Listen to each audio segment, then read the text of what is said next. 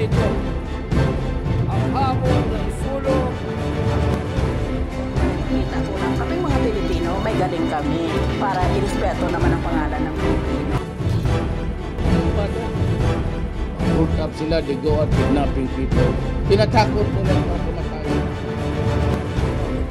But I think that people will be able to see through our platform. Si Rojas, tinatanggap ko ang hamon ng ating mga boss. Itutuloy